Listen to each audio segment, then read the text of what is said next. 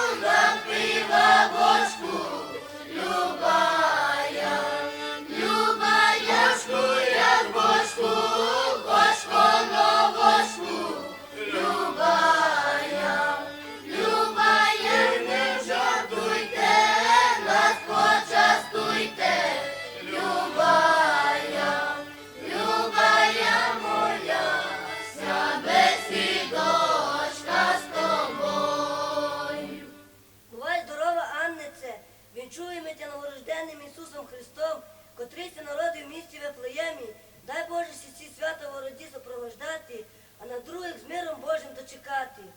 Дякую вам дуже красно, мої дорогі коляднички. Дай вам Боже ходити і колядувати, і на Божу матір гроші збирати.